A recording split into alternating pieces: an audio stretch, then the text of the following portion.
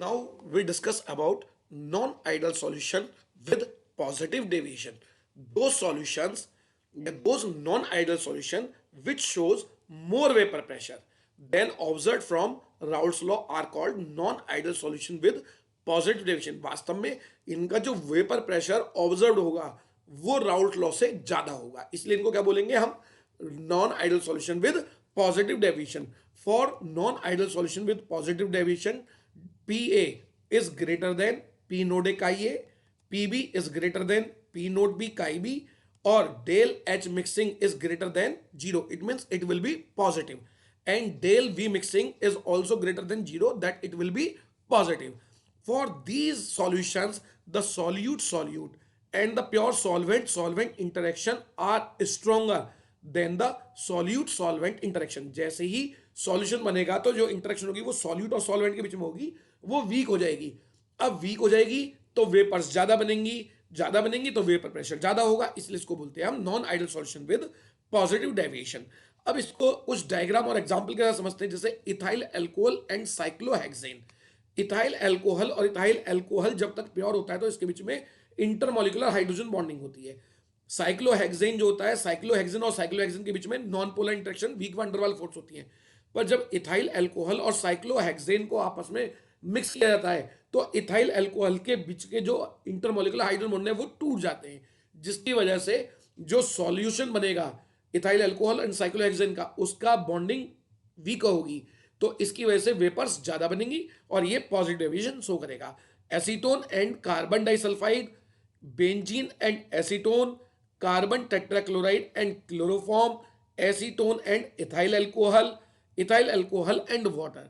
तो जब भी इथाइल अल्कोहल वाटर आ रहा है, इथाइल अल्कोहल साइक्लोहेक्सेन आ रहा है, इथाइल अल्कोहल एसीटोन आ रहा है, एसीटोन एंड बेंजीन आ रहा है, तो आप याद कर लो ethyl alcohol, acetone, carbon tetrachloride, chloroform, इस तरह की चीजें जहां पर मॉलिक्यूल में पहले जब तक सॉल्यूशन नहीं बना है फोर्स स्ट्रांग है, और जैसे सॉल्यूशन बन गया फोर्स वीक हो जाती है, तो आप क्या एग्जांपल लिख देंगे? Positive deviation.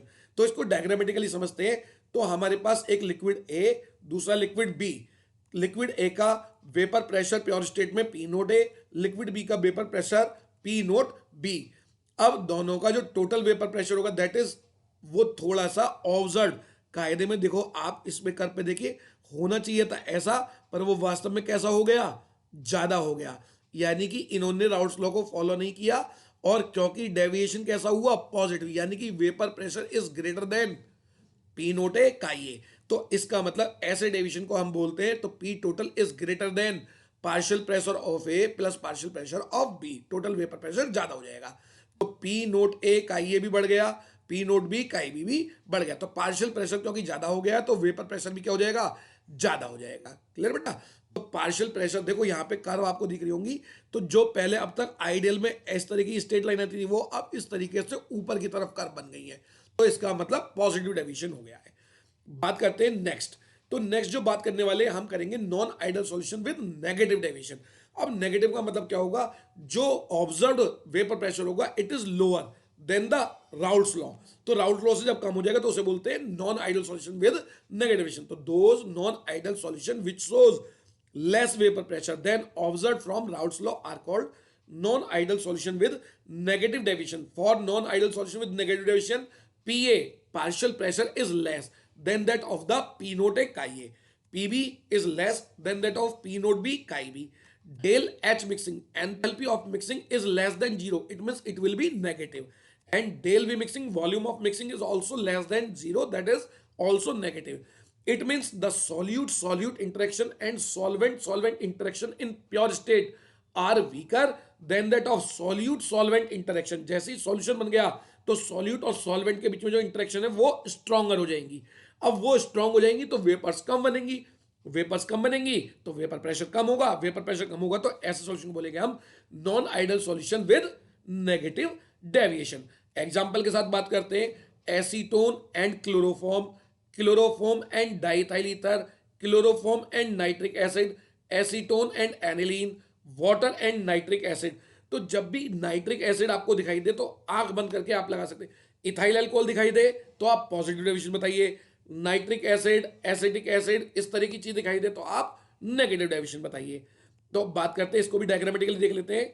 तो एक लिक्विड ए जिसका लिक्विड बी, लिक्विड ए का प्योर स्टेट में vapour pressure P note A, liquid B का वेपर प्रेशर प्योर स्टेट में पी नोट बी, और तो इनका जो टोटल वेपर प्रेशर हम देखेंगे दैट इज, देखिए कैसा आ गया, लो हो गया। वास्तव में राउट लॉ से ये आना चाहिए था, पर आया कितना, कम। यदि आप देखोगे तो वेपर प्रेशर क्या हो गया दोनों का, कम हो गया। तो ऐसे को बोलते हैं हम non ideal solution with negative deviation. देखो स्लोप के यानी कि स्ट्रेट लाइन की जगह नीचे की तरफ कर्व आ गई है, तो ऐसे को बोलते हैं non ideal solution with negative deviation. अब इसी से जुड़ा हुआ एक टॉपिक और आता है बेटा। सबसे पहले तो हमको इनके एग्जांपल्स मालूम होने चाहिए। तो ये एग्जांपल मालूम होनी चाहिए कि कौन सा पॉजिटिव डेविएशन का है, कौन सा नेगेटिव डेविएशन का है। हमेशा याद रखना, जब भी पॉजिटिव डेविएशन होगा तो सॉल्यूट सॉल्वेंट की इंटरेक्शन वीक होंगी, और जब भी पॉजिटिव डेविएशन होगा सॉल्यूट सॉल्वेंट की इंटरेक्शन वीक होंगी, और जब भी नेगेटिव डेविएशन होगा तो सॉल्यूट और सॉल्वेंट की इंटरेक्शन स्ट्रांग हो जाएंगी। तो सॉल्यूट सॉल्वेंट की इंटरेक्शन जब स्ट्रांग होंगी तो वेपर्स कम बनेंगी, इसलिए नेगेटिव डेविएशन, और जब सॉल्यूट सॉल्वेंट की इंटरेक्शन वीक होंगी तो वेपर्स ज्यादा बनेंगी, तो पॉजिटिव डेविएशन। ये आपको याद रखना है। इसी से रिलेटेड एक टॉपिक और आता है दैट इज कॉल्ड एजियोट्रॉप्स और एजियोट्रॉपिक मिक्सचर्स। अब ये क्या होते हैं, कुछ जब सॉल्यूट और सॉल्वेंट को हम आपस में मिक्स करते हैं तो उनका कंपोजिशन वेपर फेज में भी सेम रहता है। इसका मतलब उनको सेपरेट करना मुश्किल होता है, क्योंकि वो एक ही कांस्टेंट टेम्परेचर पर बॉयल होते हैं। ऐसे मिक्सचर को बोलते हैं हम एजियोट्रॉप्स और azeotropic mixture. Those liquid mixture which boils at constant temperature and have same composition on distillation are called azeotropes और एजियोट्रॉपिक मिक्सचर। यानी कि इन दोनों लिक्विड्स को हम 100% सेपरेट आउट नहीं कर सकते, कुछ ना कुछ इनके अंदर कंपोजिशन मिक्सिंग होती है। तो ऐसे मिक्सचर को, क्योंकि ये बॉयल होते हैं कांस्टेंट टेम्परेचर पर, इसलिए इन्हें बोलते हैं कांस्टेंट बॉइलिंग लिक्विड, एजियोट्रॉप्स और एजियोट्रॉपिक मिक्सचर। और दूसरी डेफिनेशन कहते हैं binary mixtures which have same composition in liquid phase and vapour phase and have constant boiling points are called azeotropes और azeotropic mixture. It is not possible to separate the components by fractional distillation also. Generally non-ideal solution forms azeotropes. जो non ideal solution होते हैं वही azeotropes बनाते हैं। इसका मतलब जब नॉन आइडियल सॉल्यूशन दो तरह के थे, पॉजिटिव डेविएशन वाले और नेगेटिव, तो ये भी एजियोट्रॉप्स दो तरह के होते हैं। Generally there are two types of azeotropes.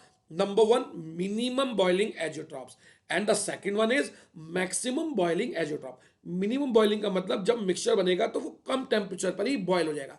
अब कम टेम्परेचर पर बॉयल होने का मतलब क्या है बेटा, उसकी वेपर कम टेम्परेचर पर ही ज्यादा बन जाएंगी। इसका मतलब जो सॉल्यूशन पॉजिटिव डेविएशन शो कर रहा है उसको हम मिनिमम बॉइलिंग एजियोट्रॉप बोलेंगे, और जो नेगेटिव डेविएशन शो कर रहा है क्योंकि उसको बॉयल करने के लिए ज्यादा टेम्परेचर चाहिए तो उसे maximum boiling azeotrope. One by one study करते हैं इनकी भी। तो सबसे पहले बात करेंगे हम minimum boiling azeotropes. Those agiotropic mixture or liquid mixtures which shows a very large positive deviation from Raoult's law are called minimum boiling agiotrops.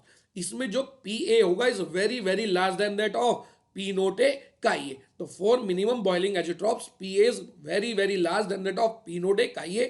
Similarly PB is very large than P note B chi B. These mixture have more vapor pressure so boils at minimum temperature. तो ऐसे solution को बोलते हैं हम minimum boiling azeotropes. Therefore these are called minimum boiling azeotropes. इनके example ethyl alcohol and water, ethanol and water mixture containing ethanol approximately 95% and 5% by volume क्या चीज, water.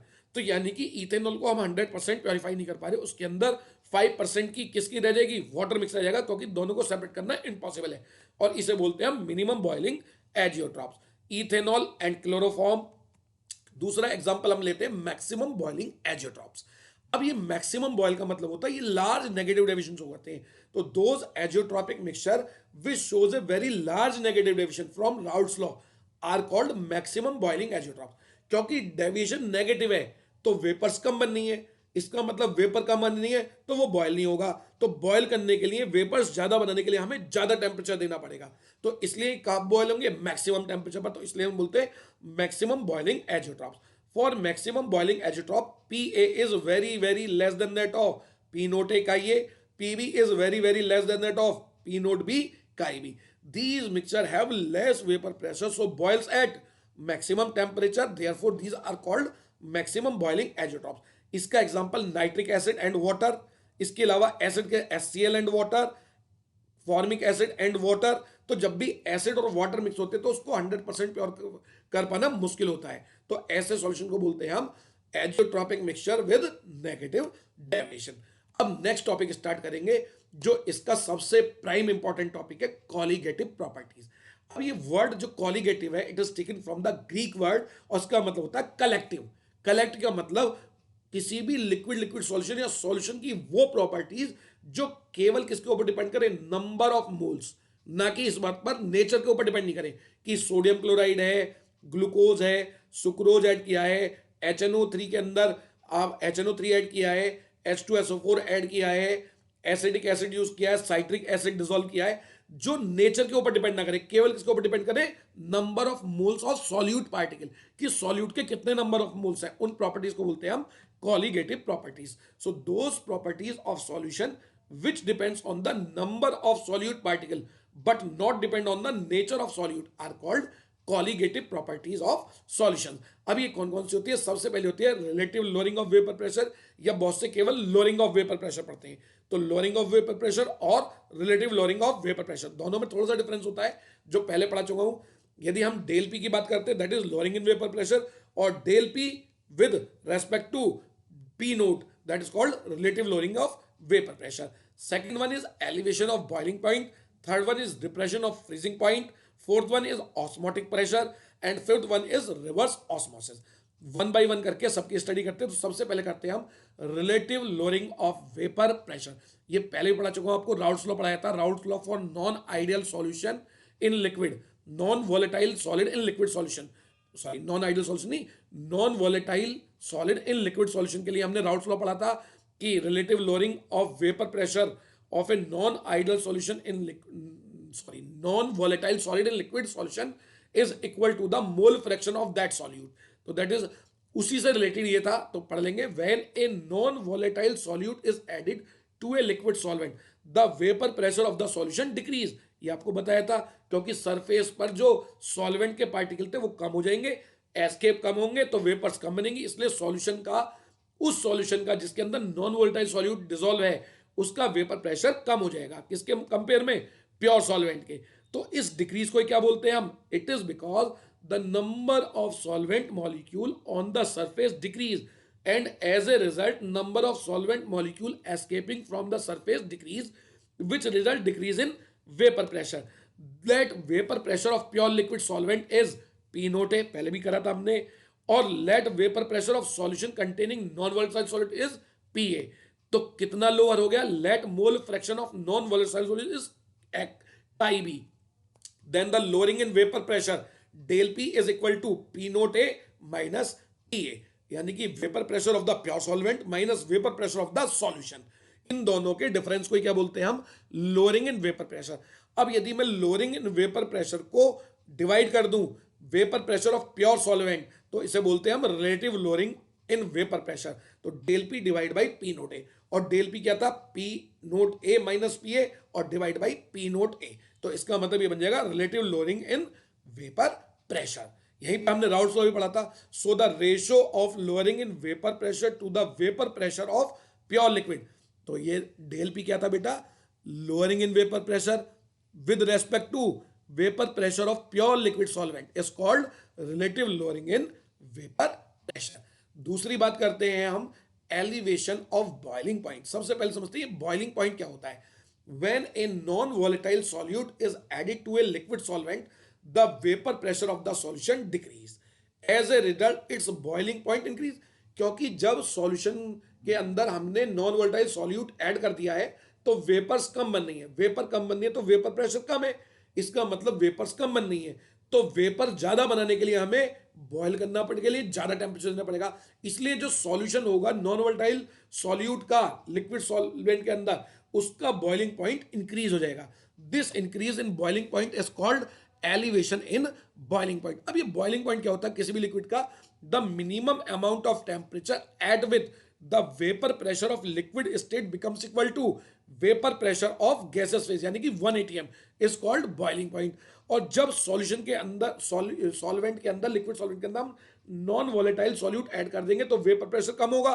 अब वेपर प्रेशर को बढ़ाने के लिए हमें ज्यादा टेम्परेचर देना पड़ेगा, इसलिए बॉइलिंग पॉइंट क्या हो जाएगा सॉल्यूशन का? इंक्रीज।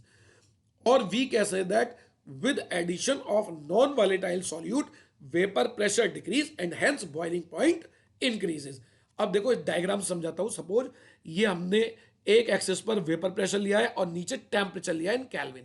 तो आपको मालूम है वेपर प्रेशर प्योर सॉल्वेंट का ज्यादा होता है और सॉल्यूशन का वेपर प्रेशर कम होता है. तो देखो यहां से कर्व से पता चल रहा है वेपर प्रेशर. तो ये जो रेड कलर की कर्व हमने दी है it is for solvent and जो ब्लू कलर की ये दी है दैट इज फॉर सॉल्यूशन.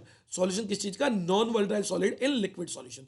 तो जैसे जैसे प्योर, पहले हम लिक्विड का बात करते हैं प्योर सॉल्वेंट की, तो जैसे जैसे टेम्परेचर बढ़ेगा वैसे वैसे इसका वेपर प्रेशर बढ़ेगा और एक स्टेट ऐसी आएगी जब इसका वेपर प्रेशर 1 atm के बराबर हो जाएगा या 1 atm से ज्यादा. तो जहां पर 1 atm हुआ है उसी को बोलते हैं हम बॉइलिंग पॉइंट. तो यहां से टेम्परेचर पर एक परपेंडिकुलर हमने डाल दिया. इस परपेंडिकुलर को डालने के बाद इसे बोलते हैं हम टीबी नोट. क्या बोलते हैं इसे? That point is called TB note, boiling point of the pure solvent. TB node is the boiling point of the pure solvent. So the minimum amount of temperature at which the vapor pressure of solvent becomes equal to vapor pressure of gaseous state या 1 atm is called boiling point of the pure solvent. तो TB node से represent कर दिया boiling point, boiling temperature of P node का मतलब pure solvent का. अब जब इसके अंदर हमने नॉन वोलेटाइल सॉल्यूट ऐड कर दिया तो वेपर प्रेशर कम हो गया. पर देखो वेपर प्रेशर कम होने की वजह से क्या होगा, जैसे जैसे टेम्परेचर बढ़ाएंगे तो ये बढ़ता जाएगा, धीरे धीरे बढ़ता जाएगा. तो इसका जो ये 1 atm होगा तो ये हाई टेम्परेचर पर होगा क्योंकि अब इसके अंदर वेपर्स कम बन रही है. तो ज्यादा वेपर बनाने के लिए, बॉयल करने के लिए ज्यादा टेम्परेचर की जरूरत पड़ेगी. तो इस टेम्परेचर को बोलते हैं हम TB. TB is the vapour pressure of solution containing non volatile solid in liquid solvent. और इन दोनों के डिफरेंस को that is called del TB. Del TB is the difference of TB minus TB naught is called elevation of boiling point. The increase in the boiling point of a solution containing non volatile solute is called elevation of boiling point. अब Raoult's क्या कहते हैं? तो यहां पर Raoult's law फिर से हो जाएगा. तो del TB equal to TB minus TB naught elevation of boiling point and TB is the boiling point of solution and TB node is the boiling point of pure solvent. As per Raoult's law, elevation in boiling point is directly proportional to the molality of the solution. तो del TB is directly proportional to M. M का मतलब molality. अब molality का formula आप जानते हो, तो पहले प्रोपोर्शनल साइन हटाएंगे तो यहाँ पे कांस्टेंट रहेगा Kb. तो del TB equal to Kb into M, where M is the molality of the solution, Kb is the proportionally constant. इसको क्या बोलते हैं हम? बॉइलिंग पॉइंट एलिवेशन कांस्टेंट, और it is also called molal elevation constant. कई बार इसका आता है एब्यूलोस्कोपिक कांस्टेंट. तो बेटा याद कैसे करेंगे? देखो इसको याद करने का तरीका बताऊं. ई का मतलब एलिवेशन, बी का मतलब बॉइलिंग पॉइंट, एब्यूलोस्कोपिक. ई बुल करके आप याद कर लो. ई का मतलब एलिवेशन, बुल का मतलब बॉइलिंग पॉइंट. तो एब्यूलोस्कोपिक कांस्टेंट, इसकी यूनिट होती है केल्विन, किलोग्राम, मोल इनवर्स. तो केबी, यदि वाटर के लिए हम केबी की बात करें तो दैट इज 0.52 स्टैंडर्ड वैल्यू होती है वाटर के लिए जब वाटर सॉल्वेंट हो. हाउएवर मोलरिटी क्या होती है? W over molecular weight into weight of solvent in kilogram, और यदि वेट ऑफ सॉल्वेंट ग्राम में है तो मल्टीप्लाई बाय 1000. इसको पुट कर देंगे तो हमारे पास एलिवेशन का क्वेश्चन सॉल्व हो जाएगा. तो del TB equal to KB into W over MW, that is the number of moles of solute, into capital W in gram multiplied by 1000, where W is the mass of solute, MW equal to molar mass of the solute, capital W is the mass of solvent. तो इस तरीके से हम elevation के question को solve कर पाएंगे. दूसरा आता है डिप्रेशन ऑफ फ्रीजिंग पॉइंट. अभी फ्रीजिंग पॉइंट क्या होता है? The minimum amount of temperature at which the vapour pressure of liquid state becomes equal to vapour pressure of solid state. यानी कि जिस पर कोई लिक्विड, वो टेम्परेचर पर लिक्विड किस में कन्वर्ट हो जाए? सॉलिड में कन्वर्ट हो जाए. उसी को क्या बोलते हैं हम? Freezing point. तो फ्रीजिंग पॉइंट को बात करते हैं. When a non volatile solute is added to a liquid solvent the vapour pressure of solution decrease, as a result its freezing point also decrease. Boiling point increase होगा, freezing point decrease होता है. तो this decrease in freezing point is called depression in freezing point. और we can say that with addition of non-volatile vapor pressure decrease which lead to a decrease in freezing point. Diagram समझिए. तो suppose यहां पे हम उसी liquid solvent को धीरे धीरे कूल कर रहे हैं. कूल करते करते करते करते करते करते एक ऐसा पॉइंट आया जहां पर सडनली ये फ्रोजन हो गया, यानी कि लिक्विड से किस में कन्वर्ट हो गया, सॉलिड में। तो ये वो पॉइंट है, इस पॉइंट से परपेंडिकुलर नीचे डालेंगे तो टेम्परेचर पे कट होगा, और जहां पे कट करेगा इसे बोलते हैं टी एफ नोट, यानी कि freezing point of pure solvent. Water के लिए कितना होता है बेटा, ये 0 डिग्री सेल्सियस यानी कि 273 calorie. Very good, T F note is the 0 degree Celsius यानी कि 273 कैल्विन। पर जब मैं सॉल्यूशन जिसके अंदर नॉन वोलेटाइल सॉल्यूट ऐड करा हुआ है उसका टेम्परेचर कम करता हूं तो धीरे धीरे इसका वेपर प्रेशर कम होगा, कम होगा, कम होगा, कम होगा, और अब जब ये इस कर्व को काटेगा वहां से परपेंडिकुलर डाल देते तो that is called T F, यानी कि freezing point of the solution containing non-volatile solute is less than that of the freezing point of the pure solvent. This decrease is represented by del TF and del TF is known as depression of the freezing point. तो depression of freezing point को भी हम Raoult law से help के साथ solve करेंगे।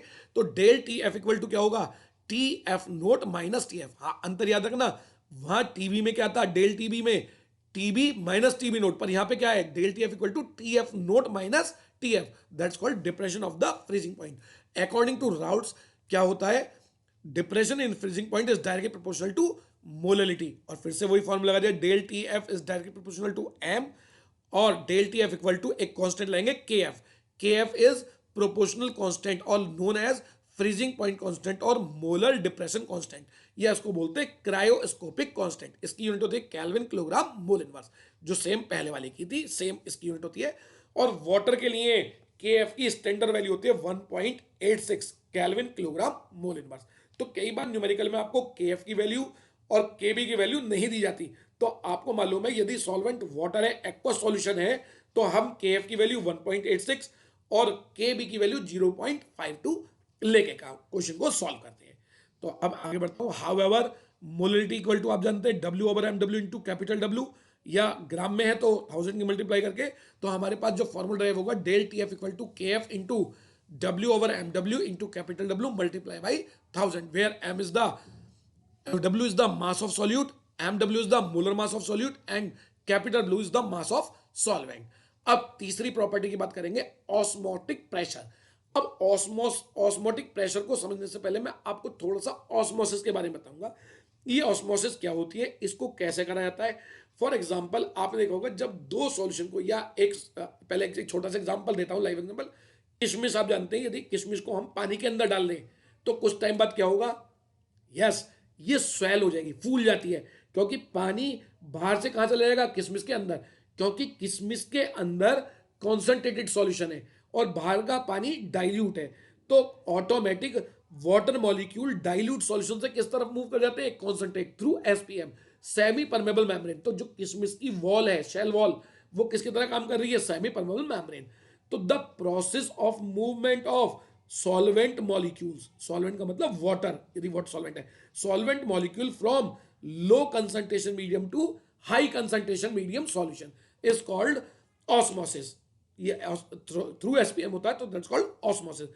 तो osmotic pressure क्या होगा, तो जब दो सॉल्यूशन जिनकी कंसंट्रेशन डिफरेंट है उनको मैंने SPM से सेपरेट किया हुआ है, तो आपको मालूम है वाटर मॉलिक्यूल लो कंसंट्रेशन से हाई कंसंट्रेशन पे जाएंगे तो SPM के ऊपर वो एक प्रेशर क्रिएट करेंगे। अब इस प्रेशर को रोकने के लिए यदि मैं एक बाहर से एक्सटर्नल प्रेशर लगा दूं और ऑस्मोसिस फॉर्म हो जाए तो उस एक्सटर्नल प्रेशर को ही क्या बोलते हैं हम, ऑस्मोटिक प्रेशर। तो समझाता हूं, the process of flow of solvent molecule from solvent to solution or from solution of low concentration to solution of higher concentration through a semi permeable membrane is called osmosis. And the external pressure जो बाहर से apply कर रहे हो, P external, the external pressure required to just stop the flow of solvent due to osmosis is called osmotic pressure and it is denoted by pi. pi से इसको represent करते हैं। तो क्या होता है, the osmotic pressure pi has to be applied to the solution of prevent osmosis, और किस साइड अप्लाई करते हैं, जिस तरफ कंसंट्रेशन ज्यादा होगी। तो देखो यहां पे ये दो सॉल्यूशन हमने लिए हुए हैं, तो इस तरफ सॉल्यूशन है और इस तरफ प्योर सॉल्वेंट है, और ये बीच में क्या लगी हुई है, SPM। तो यदि मैं कोई प्रेशर अप्लाई नहीं कर रहा तो क्या होगा बेटा, वाटर मॉलिक्यूल सॉल्वेंट से किस तरफ चलेगा, सॉल्यूशन की तरफ, क्योंकि लो कंसंट्रेशन से हाई, दैट्स कॉल्ड ऑस्मोसिस। अब इस ऑस्मोसिस को स्टॉप करने के लिए बाहर से एक एक्सटर्नल प्रेशर अप्लाई करूंगा। ये जो एक्सटर्नल प्रेशर है यदि किसके इक्वल हो जाए, ऑस्मोसिस को स्टॉप करने के इक्वल हो जाए तो उसे बोलते हैं हम पाई। तो पी एटमोस्फेयर या P external is greater, P external is equal to pi, यानी कि the minimum amount of external pressure which is required to stop the osmosis called osmotic pressure. अब बात करते हैं आगे। For dilute solution osmotic pressure is directly proportional to the molarity का मतलब concentration of the solution at a given temperature, that is pi is equal to C, या pi is directly proportional to C, और directly proportional हटोगे तो pi equal to C R T, where R equal to gas constant जिसकी value होती है 8.314 kelvin joule. वो अलग अलग आप जानते हैं कि बार में अलग निकल के आती है, एटीएम में अलग होती है, पास्कल में अलग होती है, वॉल्यूम लीटर में लेते हैं। तो इसकी वैल्यू को जब न्यूमेरिकल सॉल्व करते हैं ध्यान रखना होता है हमें कैसे वैल्यू पुट करनी है। आगे बढ़ते हैं तो पाई इक्वल टू, क्योंकि सी का मतलब है number of moles divide by volume, तो N by V R T, और एन का मतलब आप जानते हैं number of moles of solute क्या होगा, डब्ल्यू ओवर एन डब्ल्यू, यानी कि W2 लेगा मतलब सॉल्यूट के मैं ले रहा हूं, तो क्या हो जाएगा formula, W2 mass of the solute, M2 is the molar mass of the solute. M2 का मतलब ट्वाइस नहीं हुआ बेटा, ये इसको इंडिकेट करा हमने। तो पाई इक्वल टू क्या हो गया, W over MW divide by volume into RT, पर W बाई V क्या होती है, डेंसिटी। तो क्या कर सकते हैं हम, V को इस तरफ मल्टीप्लाई कर दे W over M into RT या NRT। तो पाई वी जैसे P V equal to NRT होता है, ऐसे यहां पे हमने क्या कर दिया, pi V equal to NRT, और N equal to W over M W, यानी कि मास ओवर मोलर मास, और M equal to W R T over pi V. तो इस तरीके से मोलर मास भी हम कैलकुलेट कर सकते हैं ऑस्मोटिक प्रेशर से। अब इसी प्रिंसिपल को यूज करके हम रिवर्स ऑस्मोसिस पढ़ने वाले हैं, यानी कि जो ऑस्मोसिस का रिवर्स हो जाए। अब ऑस्मोसिस का रिवर्स होने का मतलब होगा कि वाटर हाई कंसंट्रेशन से लो कंसंट्रेशन की तरफ, पर ये कब होगा, जब external pressure P external is greater than pi, यानी कि जो हम प्रेशर अप्लाई कर रहे हैं बाहर से उसकी वैल्यू ऑस्मोटिक प्रेशर से ज्यादा हो जाए, तो वाटर मॉलिक्यूल हाई कंसंट्रेशन से लो कंसंट्रेशन की तरफ मूव करेंगे, इसलिए इसको बोलते हैं हम रिवर्स ऑस्मोसिस। तो it is one of the most important method for purification of water. तो सभी के घर में आरओ लगा हुआ है, तो वाटर को प्योरीफाई करने का मतलब है it can remove temporary permanent acidic and ionic hardness of the water. It is based on the principle of reverse osmosis. अब ये होता क्या है, व्हेन एक्सटर्नल प्रेशर, एक्सटर्नल को हाइड्रोलिक प्रेशर या applied pressure Px that is greater then osmotic pressure, तो P is greater than pi, then osmosis takes place in reverse direction. It means water molecule move from high concentration medium to low concentration medium. तो this process is called reverse osmosis. आगे बात करते हैं तो reverse osmosis के diagram को आपको दिखा देता हूं। तो यहां पे आपने सॉल्ट वाटर लिया हुआ है, यहां पे फ्रेश वाटर लिया हुआ है। तो यदि मैं कोई प्रेशर अप्लाई नहीं कर रहा, इस एसपीएम में क्या होगा, वाटर प्योर से इम्प्योर की तरफ जाएगा, तो ये तो हमारा प्योर पानी खत्म हो जाएगा। तो हम क्या करेंगे, एक अप्लाइड प्रेशर लगाएंगे हाई कंसंट्रेशन की तरफ, और इस एक्सटर्नल प्रेशर की वैल्यू पाई से ज्यादा होगी, ऑस्मोटिक प्रेशर ज्यादा होगी, तो क्या होगा, वाटर मॉलिक्यूल रिवर्स जाने चालू हो जाएंगे, यानी कि हाई कंसंट्रेशन से लो कंसंट्रेशन की तरफ आ जाएंगे। तो इसी को बोलते हैं हम रिवर्स ऑस्मोसिस। इससे क्या होगा, pure water impure water pure हो जाएगा, सैलाइन वाटर डीसैलाइन हो जाएगा। अब प्रोसेस क्या होता है, in this process two different concentration solution are separated by semi permeable membrane and a hydraulic or external pressure is applied from the side of high concentrated solution. If external pressure is greater than osmotic pressure, then water molecule move from high concentration solution to low concentration solution and water becomes pure or desalinized. इसकी advantages क्या होंगी, it can remove temporary permanent and ionic impurities और hardness of the water. It is applicable for all kind of water, turbid water, यानी कि जो गंदा पानी है, मटमैला पानी है, जिसके अंदर धुंधलाहट है, जिसकी टर्बिडिटी ज्यादा है, यानी कि पानी के अंदर मड डिजोल्व करोगे तो उसकी ट्रांसपेरेंसी कम हो जाएगी, जितनी ट्रांसपेरेंसी कम होगी उतना वाटर टर्बिड होगा। Colloidal particle and suspended impurity can also be remove by this method.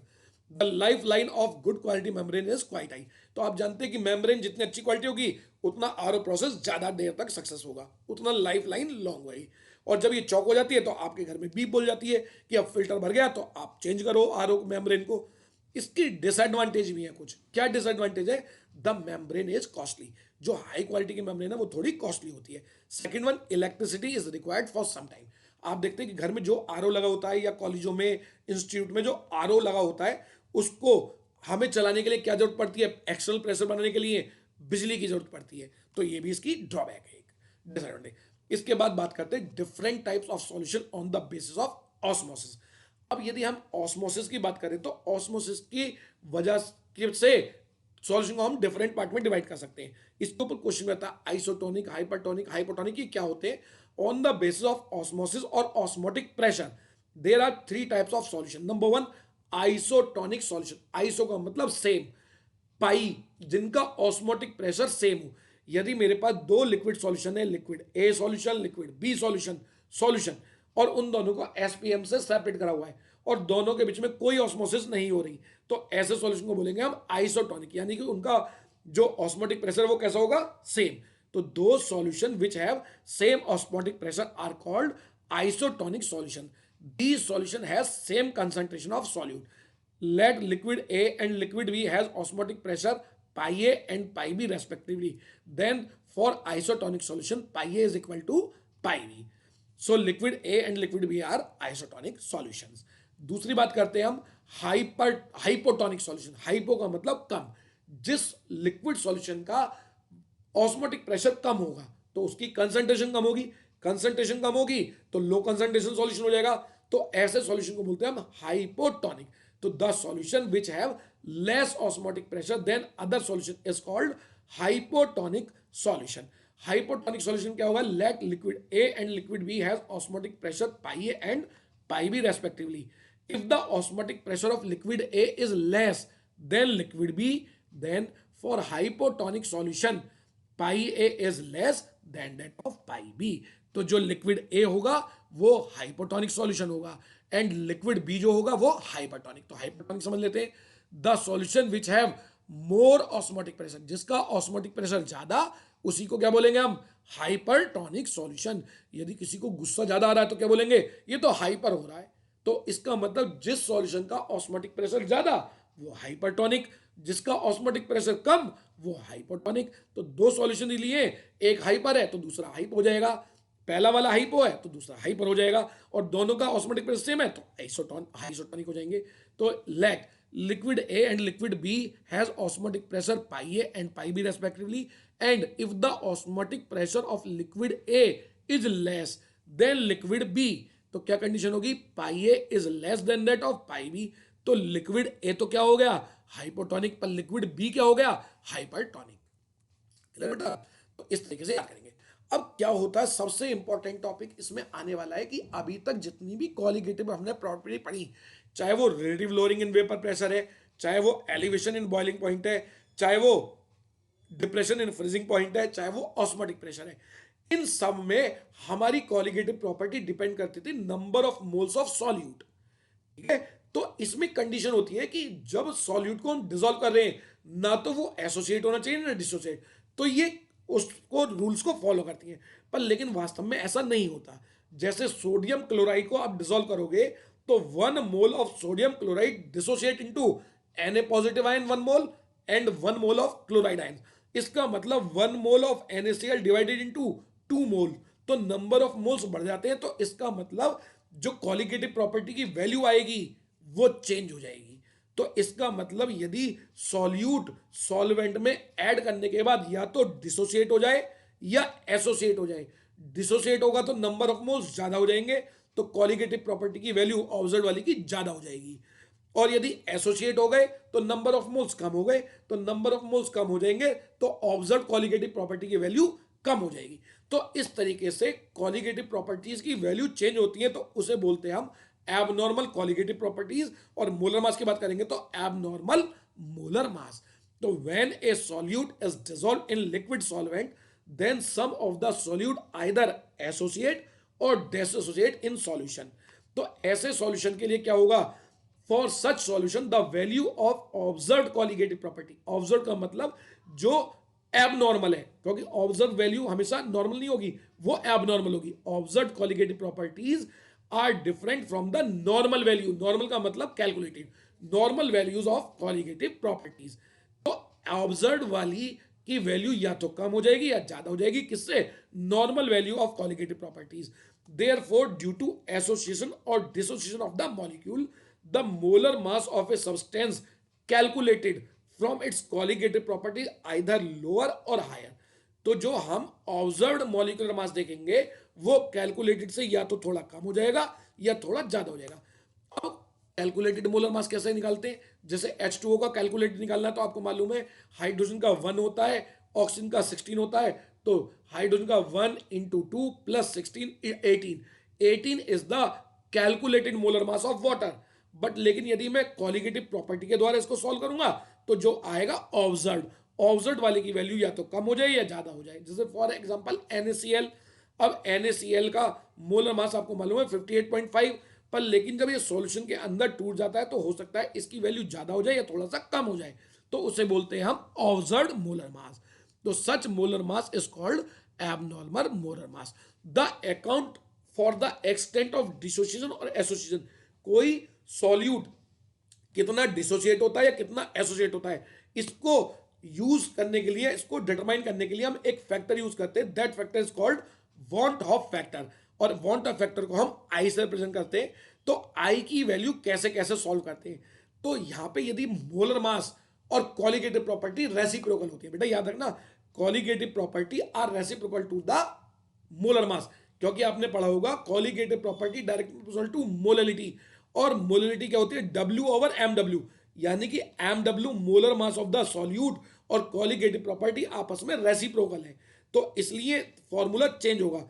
जब भी मोलर मास की बात करेंगे तो I equal to normal molar mass, normal को बोलते हैं हम calculated molar mass, divide by abnormal, abnormal का मतलब ऑब्जर्व्ड मोलर मास, जो फॉर्मूले से निकालोगे आप, यानी कि जो कैलकुलेट करोगे 2 इंटू 1 प्लस 16 या 23 प्लस 58, 23 प्लस 35.5, इस तरीके से, तो that's called normal molar mass. Normal को बोलते हैं हम calculated, divide by abnormal molar मास।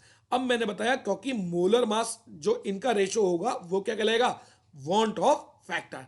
अब वॉन्ट ऑफ फैक्टर को यदि मैं कॉलिगेटिव प्रॉपर्टी से निकालूं तो ये अपोजिट हो जाएंगी। तो I equal to observe colligative property, देखो नॉर्मल क्या आ गया पहले? ऑब्जर्व, ऑब्जर्व का मतलब is abnormal colligative property, divide by calculated, calculate का मतलब नॉर्मल कॉलिगेटिव प्रॉपर्टी।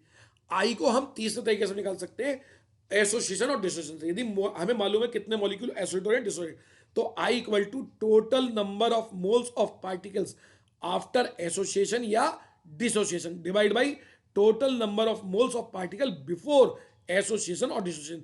ये कॉलिगेटिव प्रॉपर्टी की तरह है, यानी कि एसोसिएट या डिसोसिएट हुआ तो ऑब्जर्व हो गए वो ऑब्जर्व नंबर ऑफ मोल्स, और divide by normal number of moles, normal जो पहले थे, तो इसका मतलब नीचे वाले दोनों सेम आ रहे हैं, पर लेकिन मोलर मास वाला अपोजिट हो रहा है। तो ये ध्यान रखने वाली बात है कि जब भी मोलर मास की बात करोगे तो नॉर्मल डिवाइड बाई एबनॉर्मल, यानी कि कैलकुलेटेड डिवाइड बाई ऑब्जर्व, पर कॉलिगेटिव प्रॉपर्टी की बात करोगे तो ऑब्जर्व बाई कैलकुलेटेड, यानी कि abnormal divide by normal colligative property. Same total number of moles after association और dissociation divide by total number of moles before association और dissociation.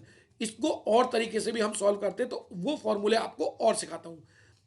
For association, जब भी मॉलिक्यूल एसोसिएट होंगे तो आई की value हमेशा 1 से कम हो जाएगी। कई बार एक नंबर का क्वेश्चन एमसीक्यू में आता है कि यदि सॉल्यूट ऐड हो जाता है, एसोसिएट हो जाता है, तो आई की वैल्यू क्या हो जाएगी? कम, क्योंकि आपको मालूम है यदि पहले 2 नंबर मोल लिए और दोनों मोल के 1 बन गया तो नंबर ऑफ मोल्स कम हो गए। डिसोसिएशन में उल्टा होता है, आई की वैल्यू 1 से ज्यादा होती है। तो नो एसोसिएशन और डिसोसिएशन, तो आई इक्वल टू हमेशा 1 होता है, जब ना एसोसिएट हो रहा ना डिसोसिएट हो रहा। तो ऐसे सॉल्यूशन के लिए तो जो नॉर्मल कॉलिगेटिव प्रॉपर्टी है वही ऑब्जर्व होती है, पर लेकिन इन दोनों के लिए डिफरेंट हो जाती है।